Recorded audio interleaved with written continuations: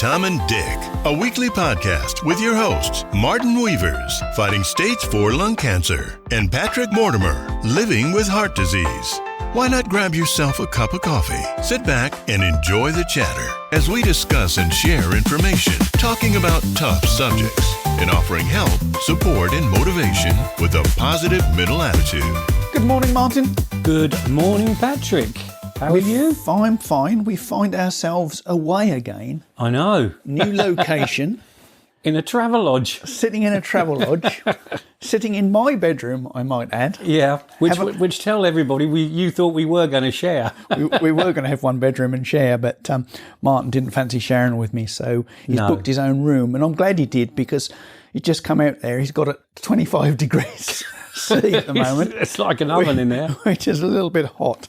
It hasn't set the fire alarms off yet, but that's getting close. So yeah. I don't think I can. I do like my room hot, but I don't think I can cope with 25 degrees. I think I might turn it down a little bit when I go. Actually, your room temperature in here is 22. Mine's 22 as well. Is that right? Okay. Yeah. Well, that gauge is actually showing the room temperature, not what you've set yours to be. Yeah, mine was 25. I reckon that little old heater's working hard to get up to 25 degrees. Oh, I know. To be honest with you, because normally these places are quite chilly. I know. But isn't this month going quickly? It is. We're going so fast, and God. It is going very quickly. So what are we going to talk about today, Pat? I don't know. A load of old rubbish, I think. But well, you've got some interesting things to talk about. I have. Because you were going to talk about heart and lung, weren't you? And lung cancer. Yeah, I've got some. I mean, we often talk about other people's illnesses in this podcast, and I thought, well, let's have a talk about ours and discuss a few interesting facts about our illnesses. Yeah, good idea. Anyway, what are we kicking off with today? I think we'll kick off with you. Oh, thanks. You put me on the spot now. So you can. Well, no, you've got it all planned and you've done your research, which is what I like. Mind you, I've done the research for my bit, but we'll talk about your bits first. Okay, let me put my glasses on. So what we're going to talk about first? We'll talk about heart disease first, Pat. You talk about heart disease. Yeah. Did you have to come across to read that? I didn't know which was first. Yeah. I'm speaking to Martin as he's sitting on this lovely little bed beside me. It's all bouncy, isn't it? I don't know what the receptionist thought when we come to booking. A room for two, please. Yeah, that's right. Anyway, heart disease, some facts I thought I'd go through, which I find quite interesting. I hope others do too. Heart disease, did you know, is the leading cause of death for men and women. Did you know that? No, I didn't know. I always thought you had the one up on that. I thought that was cancer. Yeah, I did. But no, apparently it's heart disease. Well, I suppose when you think of it, your heart is the thing that controls the whole of your body. Cancer, you get it somewhere. It takes a while to spread sometimes and all go away. Yeah, and there's so many more people being cured these days of cancer, isn't there? Yeah. Than there were. One person dies every 33 seconds from cardiovascular disease. Wow. What do you think of it? 60 people will die during the course of one of our simple podcasts. Yeah. Yeah, that's a terrible statistic, isn't it? It is. Yeah. Even in this day and age, when there's stents and drugs that help, it's still a terrible statistic. Mm. In 2022, 702,000 people died from heart disease. God. Did you know that heart disease cost $252 billion from 2019 to 2020? That's a year. Yeah, no, I didn't know. For those that can't work out, including myself. Yeah, we do know now. 252 billion. That's a massive number. Mm. And the heart does beat over 100,000 times a day. Wow. Am I interesting you with these You've facts? come up with some real facts here, haven't you? Yeah. So another interesting fact is that the heart pumps around 1.5 gallons of blood every minute. I wouldn't know that for a fact, but it doesn't surprise. And it does pump a lot, doesn't it? Yeah, I mean, if you measure out a gallon of fuel, this is the only way I can view it. Really, you can get a gallon fuel can, can't you? Yeah. It's 1.5 of those fuel cans that's pumping around your body every minute. I mean, that's an amazing piece of kit, isn't it? The heart. Well, that's why when you see someone cut on a jugular or something, I know it's only acting on TV, but it can happen. Yeah. And how it pumps out a hell of a rate of knots, doesn't it? Yeah. And I didn't realise that the average heartbeat of a woman is about 8 beats a minute faster than a man. Oh, I thought it would have been the same. Yeah. I don't know what the reason behind that is. I didn't look that up, but that's the case. There's your homework. There's my homework. And also, the right side of the heart pumps blood into the lungs, while the left side of the heart pumps blood back through the body. Right, I knew there was a difference in the sides, but I didn't know what they did. Yeah. Because one side is slightly bigger, isn't it, as well? If you say so. Of the heart. I don't know, to be fair. Yeah, if you look at a heart on, because a heart isn't like they do on Valentine's Day, is it? Isn't it that shape? No. Oh. So have I spoilt that for you now? You have now, yeah. And it hasn't got an arrow through it neither. That's a bit like Father Christmas. You spoilt that one for me as well this year, or last year, should I say. Yeah. Now, moving on to flu shots. Getting a yearly flu shot is particularly important for people with heart disease. The flu can make it harder for the body to fight off infection, which can lead to serious complications like heart attack, pneumonia, and respiratory failure. So have you had yours? So I'll always have mine every year, yeah. Yeah, I've had mine. I've still got to have my COVID, which I should have, because I couldn't have it when I was ill. Yeah. So I've got to have that.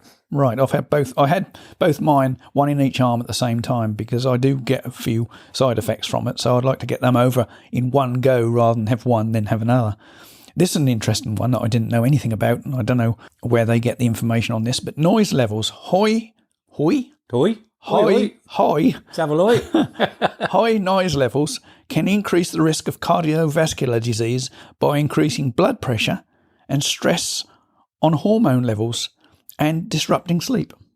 It's funny you should say that, because I was watching my football team, who everybody knows, and I was getting very, very stressed watching it, and my head was thumping. Really? I could actually feel it pulsing, so that was my blood pressure. Going up? Yeah. Yeah. And my wife said to me, she said, well, I don't know why you watch these. And I thought to myself afterwards, it's not doing me any good. No, it's not, is it? So, and the swear words and that didn't help neither. Well, I watched the same game, actually, and it did the opposite to me. It made me laugh. I thought it might. Moving on to cancer facts. Right, yeah. Do you know where the word cancer comes from? I don't know, but I'm reliably informed that you're going to tell me. I can tell you, no, I'm not a medical expert, don't you? Are you not? No.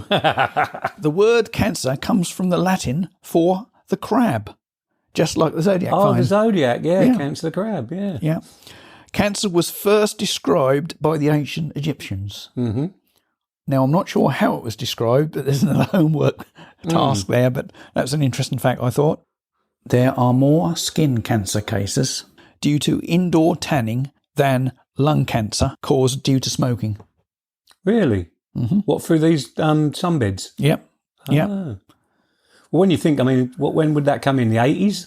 Yeah, I guess so. Or popular in the 80s, wasn't it? Yeah, and they were pretty sort of simple tanning machines. And you get some people who are just bronze, don't you? Yeah. So more than half of all cancers are preventable. Mm-hmm. There are more than 200 types and subtypes of cancer. Mm-hmm. Did you know that naked mole rats are immune to cancer? No.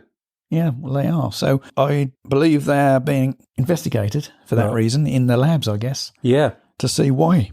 There are 28 million cancer survivors worldwide. When you say survivor, how long does it give a survival rate for? No, it doesn't. It doesn't give any detail, or I haven't got the details of that. More homework, Pat. More homework, yeah. I'm beginning to wish I hadn't started this list.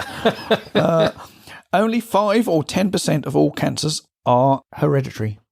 Entirely hereditary, that is. Yeah, because my one wasn't. No.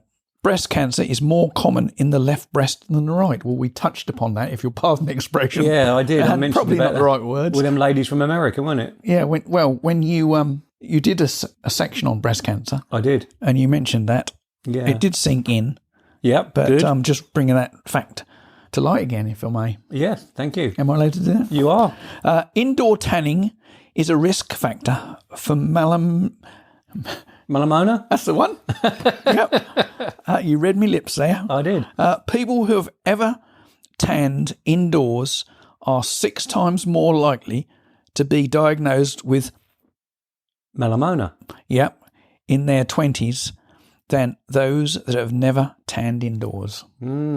So there's a It is very dangerous. there's a warning to you. I mean, you told me of a horrendous story of someone on a sunbed today, but That's a case of vanity over health, isn't it? it is, yeah. Because people think, oh, I'm going to look good bronzed, but do people really care? Why do you think when so many people realise the health risks, putting themselves at serious risk, they continue to do things like tanning indoors, smoking? I don't understand that myself. Yeah, if you know the risk, I mean, we all want to look good to start with, don't we? We want to look smart and nice. And Well, you've put up with looking like you've looked for so many years now, 65 years. Yeah, and that's never really worried you, have it? I've never seen you tan. Well, not when you've got natural good looks, you know. But these days you can get really good spray tans, can't you? And things like that. Why? Are they dangerous? I don't know. Well, more homework. Oh, God. I weren't talking about going into a car booth and being sprayed by a local body shop. No. I can't understand why people, know all the risks of these things these days, but still go ahead and do it. I think it's the word vanity, Pat. People just want to look good. But smoking is not really a vanity thing, is it? And there's so many young people smoking again, I've noticed. Yeah. Well, that's just an addiction. Yeah, but they've got to start, haven't they? You've got to actually start. Is it to keep up with your peers? Yeah, I think so, because when you're younger, you get offered a cigarette and you want to try and look good with all your mates and things like that. And that's probably why. So once again, it's to look good. Yeah. And not to have that peer pressure of, oh, come on, you softy, you have one. No, just stand firm and say, I do not want one. I did when I was younger. I never started smoking. I hate to see a woman smoking. I just don't like to see anyone smoking, really. No, I just think, the cigarette sticking out of the mouth, that doesn't look very appealing to me. And then what have they done now? These bloomin' vape things, haven't they? Well, it won't be long before we're investigating them for causes of health issues, I'm sure. Yeah, that's right. Now, this is one that I didn't know whether to read or not. It's quite a sort of a bold heading, and it says, "Is stage 4 cancer 100% death?" Strange. Well, although the overall prognosis might be poor based on cases with previous patients and older treatments, many patients with stage 4 cancer can live for years now. Yeah. A few factors to keep in mind.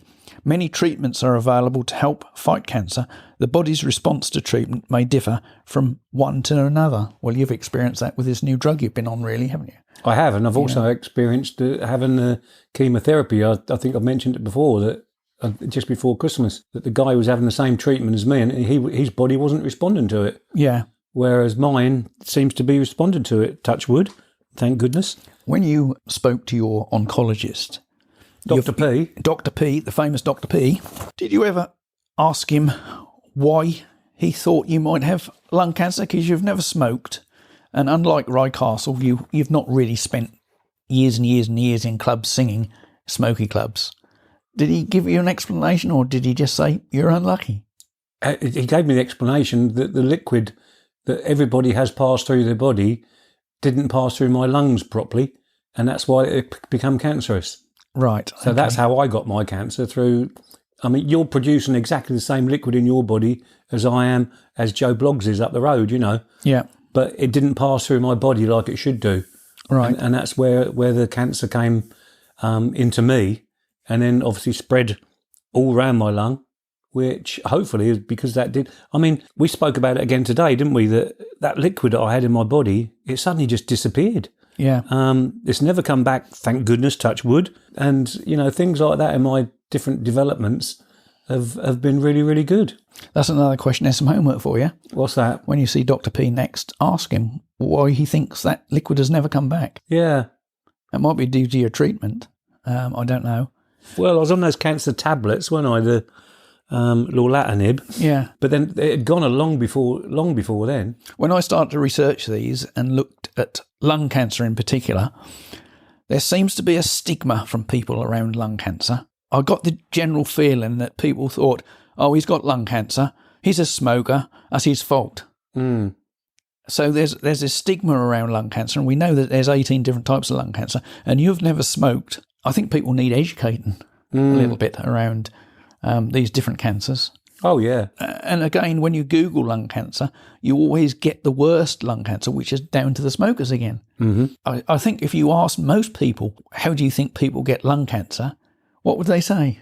because you smoked. Yeah. And I think you're probably getting sort of, a bad press, shall we say, because people will say, well, he smoked, he deserves lung cancer. He brought it on himself. That's not the case in your case, is it?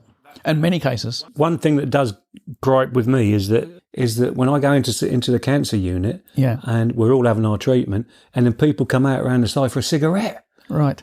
Why are they doing this, and what are they doing to the? It makes me want to go up to them and shake them and say, "What are you doing?" But obviously, I wouldn't ever do it. But this brings us full circle back to where I began. We're aware today of the dangers of smoking and the dangers of obesity, drinking, and all these sort of things, but still people do it to the excess or don't think it'll happen to them. No. Are kids not being educated enough still? Because, we've been through generation and generation of cancer through smoking. Are the kids in schools today not being educated properly about this? Well, should it be drummed into them? Because I've worked in schools and I can't ever remember them doing these things where they talk about, not smoking. I mean, do you remember the public safety films they used to have about crossing the roads and things like? They never had one for smoking, did they? No. But even the packets, they're really grotesque, some of them, with the pictures on them. I don't know whether you've seen them. Oh, yeah. I don't think they have them now, do they? I don't know. Have they stopped that now? I think they have. But I know they did for a while. Right. Oh, well. Yeah. That's my little bit for the day. Well, I've got a couple of little things. What have you got? My forgetfulness. Remember what I told you about? Oh, no. Martin has a wood burner in his home. And I don't really know what to say about this. Perhaps you'd like to tell a story. Well, I light it every day. Yeah, I'm sure you do. Because in the winter it's quite cold. Yeah. And anyway, the other day I lit it.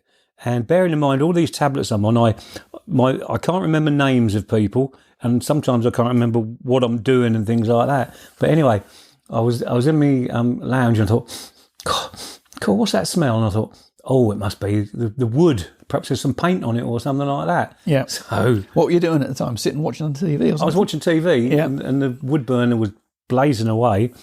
Anyway, Corrie came in from work. She went, hang on. How long was this between the smell and Corrie coming into work? Oh, half an hour. So you were sitting there smelling this strange smell for an hour. Another question. It wasn't your mum, was it, with a cigarette? No, it wasn't a cigarette smell.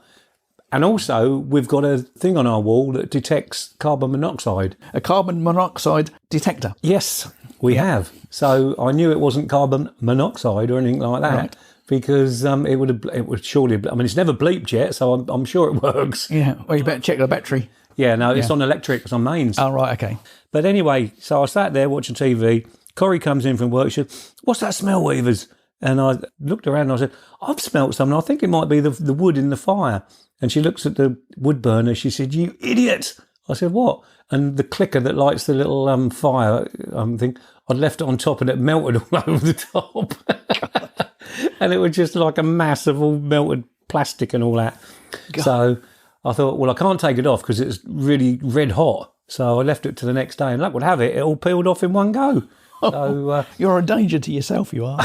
So be prepared, everybody, for forgetfulness and things like that. So the other thing I'd like to talk about, and which might help a lot of our listeners, because we had the stats, didn't we, just before Christmas of what the ages are, and I noticed some of them are more mature than others. So we had all the listening figures, the people who listen to our podcast. All right, because you didn't say that before. Didn't I? No, so I wondered what you were talking about. All right, because you sent it to me. Yeah. And I noticed a few of them are sort of more mature and things like that.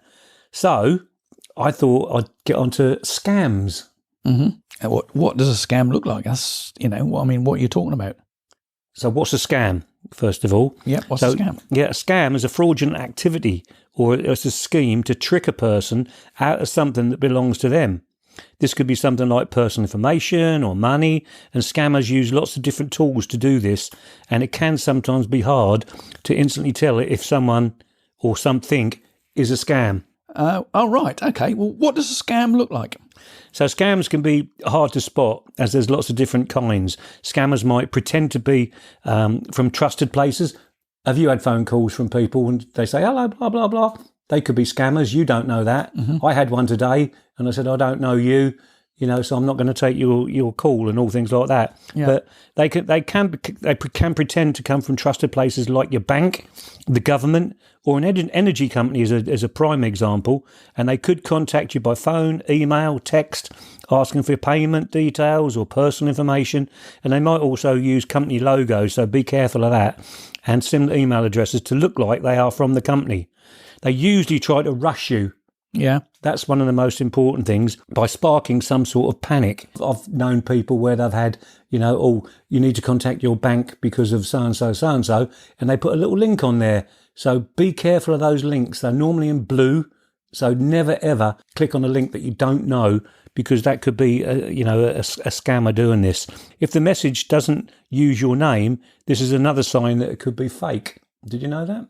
No, I didn't. Yeah. If you're not sure, always contact the company through their official phone number or website. What we're saying is, if it's your bank, then contact your bank, because it's going to be legit if you call your bank. So how to spot a scam? They often use 3 main ways to trick people: emails, text messages and phones. It's common for scammers to pretend to be from a company you trust, asking for your details. But there's several ways that they do it, and they try to contact you. Phishing scam, right, is an email. They designed to steal your identity by phishing. It's spelled Phishind, not phishing as in, things like that. And they usually look like they're from a real company. But they ask you to click on a link. Yeah. And you click on that link and then you're in their system. So watch out for spelling mistakes. That's another thing. Yeah. Sometimes they don't spell them right. Bad grammar is another one. Normally, they are from another country. It's easy to click. And once you've clicked, you're in their system. So it's quite, that's like if an opportunity looks too good to be true, 9 times out of 10 it is. It is. Too good to be true, and that's a scam. Yeah. And now we're going to do a vishing. So a scammer will call you pretending to be from a trusted company. They might say you've been a victim or fraud and ask for personal details like passwords or account numbers.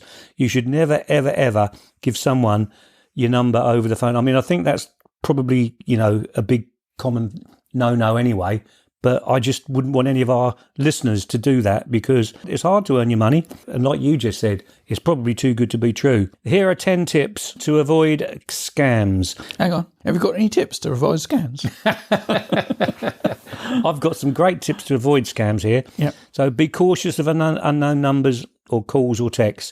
If you get an unexpected call, you might feel that you need to pick it up and talk to the person, but remember, you do not need to respond. Be very careful of unknown calls or texts. Legitimate companies should not ask for sensitive details. Did you know that? Your bank will never ask for details such as your card number or your PIN. Yeah. They never do that. So if you know someone's on the phone and they'd ask for that, folks, don't do it. And since 2019, there's been a ban on cold calls about pensions. Right. Yeah, so people can't do that for you now. So you have to contact them, which is what I always say to the people on the phone. If I want to talk about my mobile phone, I will call you. If you've asked a pension company to contact you, that's fine. Mm-hmm. Don't rush. Scammers usually try to create a sense of urgency. So make sure you've got plenty of time if you're in doubt. If it's safer, hang up and contact them directly in your own time. Tip 4, be realistic. If it's an offer that sounds too good to be true, Patrick, yes, you've said this, it likely is. Scammers often try to tell you what they want to hear, and if you need to double check something, contact that company direct. I think I've said that already earlier, but that goes without saying. Use strong passwords. Mm-hmm. That's another thing to use a strong password with the uppercase, lowercase, numbers. I'm going to change my password. Never open suspicious messages. If something looks strange, it's best not to click. Take a screenshot of it in case you need evidence, and then you can delete the message straight away. Protect your personal information. Mm-hmm. Shred personal documents. Lenny had a bank card last night and I burned it on the fire. So it was the old one, by the way. Yeah. Look after your private details, but don't worry about the environment. Well, I wasn't really, no, I suppose. But I think I'd rather, yeah. If I had a choice, I think I'd do that. Environment or safety? Fight! Never give remote access. Scammers often claim that they can fix the problem with your computer. I've had that one. Have you had that one? Yeah, I have. Yeah. Or install a free upgrade remotely. You should not give anyone this access, as they'll be able to see all your personal information that sits on your device. Shop safely online. Use secure websites with a closed padlock. So to the left of the browser bar, look for this before you enter payment details. Mm-hmm. Now, I didn't know that. Yep. Yeah, did you? I did, yes. Yeah, no, I've never known that. And also, if you get something from a company, let's use a big company like a bank, if you get something from Barclays, it will probably finish barclays.co.uk. Barclays? Bank. Not Barclays. You say Barclays, you're I say very Barclays. posh today, aren't you? You say Barclays, Barclays, I say Barclays. Okay, got him. So, yes, look at the menu bar because there's sometimes some giveaways in that. Oh, It might say Barclays. Yeah, or Or even Barclays. Barclays. Yeah. Stroke John.co.uk. Yes. I have noticed things like that, yeah. So, always check the menu bar for clues if you need them as well. Yeah. My last tip is check your bank statements. All right. If you check these regularly, you'll notice the activity that you've done. Many online banking apps will also allow you to get notification when payments are made in real time. So what we're saying is that when you're paid in banking, they don't. So if you've had a scammer on there, then they're in there. You need to get in there quick. Yeah. To stop them. Go back to the buying things online. Yeah. If you have got access to a credit card, always use a credit card to pay for something. Yes. Because you get much more protection on a credit card than you do a debit card. That is a very good tip. Whenever what was I get the other for my motorhome? Yeah. I know the company. I've used them for 2 years, but just in case, I use my credit card. Yeah. Well, it's not because you know the company necessarily, because they might be a good company. But if someone breaks into their records and steal all their credit card payments, that scammer can then take all those details and use them, you see. Yeah, so, that's right. Even though you're working with a credible company, their system may not be safe. Yeah, no, it's a good tip. And if you think you have been scammed or anything, get in contact with your bank straight away. That's my last little bit on this. Yeah. So I just hope a few of those little tips there will help our listeners to, not to get scammed, basically. Basic thing is, if you don't know them, hang up. That's what I do. If they send you a link on an email and it's in blue, don't click on it. Same with Facebook. If it looks too good to be true, like you said, Pat, don't do it. And if you do get scammed, report it. I follow a simple philosophy in my old age, 63. Mm-hmm. If I get a message from a bank, the Inland Revenue or the tax office, I ignore it. Mm-hmm. Just ignore it. Because if they want to get in touch with me, they will write to me. Mm-hmm. Banks will write to you. The taxman will write to you.